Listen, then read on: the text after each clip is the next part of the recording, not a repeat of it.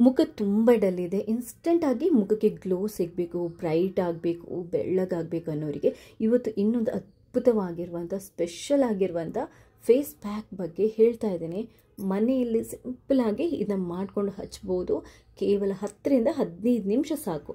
ತುಂಬ ಸೇಫ್ ಮತ್ತು ಕಮ್ಮಿ ಖರ್ಚಲ್ಲಿ ಮಾಡ್ಬೋದು. ಇನ್ನೊಂದಂದರೆ ನೀವು ಫಂಕ್ಷನ್ಗೆ ಅಥವಾ ಎಲ್ಲಾದರೂ ಈವೆಂಟ್ಗಳಿಗೆ ಹೋಗ್ತೀರಂತಂದರೆ ಹೋಗೋಕ್ಕಿಂತ ಒಂದು 2 ಗಂಟೆ ಮುಂಚೆ ಅಥವಾ 1 ಗಂಟೆ ಮುಂಚೆ ಈ ಒಂದು ಫೇಸ್ ಮಾಸ್ಕನ್ನು ಮಾಡಿಕೊಂಡು ಒಂದು ಅರ್ಧ ಗಂಟೆ ಹಚ್ಚಿ ತೊಳ್ಕೊಂಡ್ಬೇಡಿ.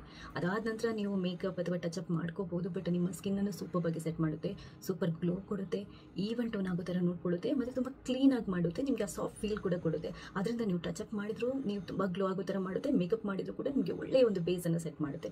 ಖಂಡಿತವಾಗ್ಲೂ ಈ ಒಂದು ಫೇಸ್ ಅಂದರೆ ಗ್ಲೋ ಮಾಡುವಂತಹ ಫೇಸ್ ಪ್ಯಾಕ್ನ ಖಂಡಿತವಾಗ್ಲೂ ಟ್ರೈ ಮಾಡಿ. ಮರೆಯದೆ ನನಗೆ ನಿಮ್ಮ ಫೀಡ್ಬ್ಯಾಕ್ನ ತಿಳಿಸಿ. ಫಸ್ಟ್ ಟೈಮ್ ನೀವು ನನ್ನ ಚಾನಲ್ ನೋಡ್ತಾ ಇದ್ರೆ ದಯವಿಟ್ಟು ಸಬ್ಸ್ಕ್ರೈಬ್ ಆಗಿ, ಯಾಕಂತಂದರೆ ನಾನು ನೆಕ್ಸ್ಟ್ ಹಾಕುವಂಥ ಎಲ್ಲ ವಿಡಿಯೋಗಳನ್ನು ನೀವು ಮಿಸ್ ಮಾಡದೆ ನೋಡ್ಕೋಬಹುದು. ಥ್ಯಾಂಕ್ಸ್ ಎಲ್ರಿಗೂ. ಇವತ್ತು ನಾವು ಮಾಡ್ತಾ ಇರೋದು ಅನ್ನ ಮತ್ತು ಗುಲಾಬಿಯ ಫೇಸ್ ಪ್ಯಾಕ್, ಅಂದರೆ ರೈಸ್ ಮತ್ತು ರೋಸ್ ಫೇಸ್ ಪ್ಯಾಕ್. ಇದನ್ನ ಮಾಡೋದಕ್ಕೆ ಒಂದು ಅರ್ಧ ಕಪ್ಪಷ್ಟು ರೈಸನ್ನು ತಗೊಂಡು ನೀವನ್ನ ಒಂದು ಪಾತ್ರೆಗೆ ಹಾಕಿ ಕ್ಲೀನಾಗಿ ತೊಳೆದುಕೊಳ್ಳಿ. ಒಂದು 2 ರಿಂದ 3 ಸರಿ ಚೆನ್ನಾಗಿ ತೊಳೆದುಕೊಳ್ಳಿ. ಧೂಳು ಮತ್ತು ಏನಾದರೂ ಕೊಳೆ ಇದ್ದರೆ ಅದು ಕ್ಲೀನ್ ಆಗಬೇಕು.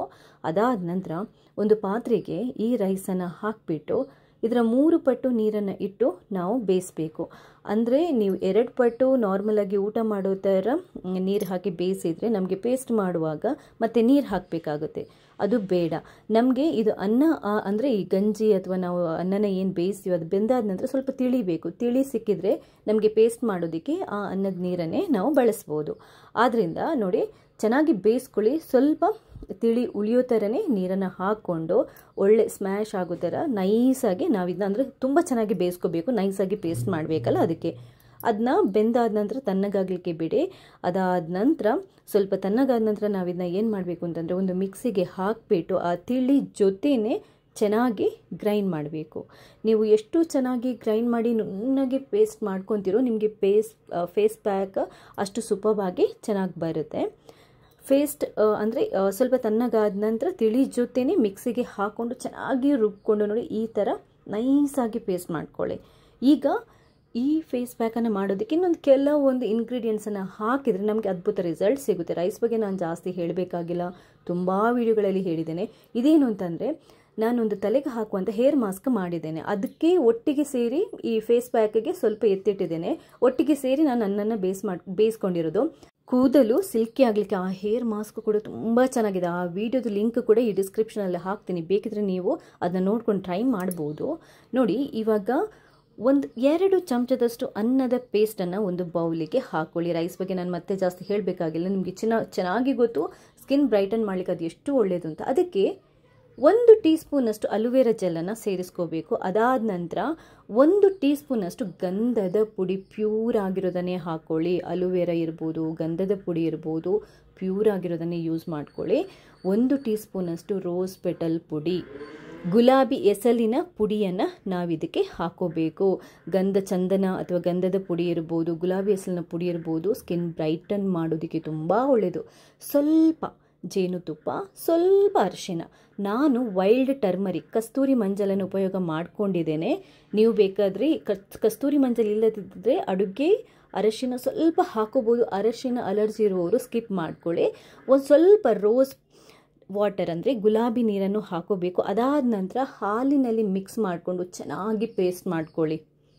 ನಾವು ಉಪಯೋಗ ಮಾಡಿರುವಂಥ ಎಲ್ಲ ಇಂಗ್ರೀಡಿಯೆಂಟ್ಸ್ ಇರ್ಬೋದು, ರೋಸ್ ಪೆಟಲ್ ಇರ್ಬೋದು, ಗಂಧದ ಪುಡಿ ಇರ್ಬೋದು, ಅನ್ನದ ಪೇಸ್ಟ್ ಇರ್ಬೋದು, ಹಾಗೆಯೇ ವೈಲ್ಡ್ ಟರ್ಮರಿಕ್, ಅಲೋವೆರಾ ಜೆಲ್, ಜೇನುತುಪ್ಪ, ರೋಸ್ ವಾಟರ್, ಇದೆಲ್ಲ ಸ್ಕಿನ್ಗೆ ತುಂಬ ಒಳ್ಳೆಯದು. ಇಷ್ಟನ್ನು ಹಾಕಿ ನೀವು ಮಾಡಿದರೆ ಸ್ಕಿನ್ಗೆ ಇನ್ಸ್ಟಂಟ್ ಆಗಿರುವಂತಹ ಬ್ರೈಟ್ನೆಸ್ ಅಥವಾ ಗ್ಲೋ ಕೊಡುತ್ತೆ. ನಿಮಗೆ ಯಾವುದಾದ್ರೂ ಇಂಗ್ರೀಡಿಯೆಂಟ್ಸ್ ಅಲರ್ಜಿ ಅಂತ ಅನ್ನಿಸಿದರೆ, ಸ್ಕಿನ್ಗೆ ಇರಿಟೇಷನ್ ಅಂತ ಅನ್ನಿಸಿದರೆ ಅದನ್ನ ಸ್ಕಿಪ್ ಮಾಡಿ ಯಾವುದಾದ್ರೂ 1-2 ಇಂಗ್ರೀಡಿಯೆಂಟ್ಸ್ ಇಲ್ಲ ಅಂತಂದರೆ ತಲೆ ಕೆಡಿಸ್ಕೋಬೇಡಿ, ಯಾವುದು ಇದೆಯೋ ಅದರಲ್ಲಿ ಮಾಡ್ಕೊಳ್ಳಿ. ಆದರೆ ನೀವು ಯಾವುದನ್ನು ಮಿಸ್ ಮಾಡಬಾರ್ದು ಅಂತಂದರೆ ಗಂಧದ ಪುಡಿ ಮತ್ತು ಅನ್ನದ ಪೇಸ್ಟನ್ನು ಮಿಸ್ ಮಾಡ್ಕೋಬೇಡಿ.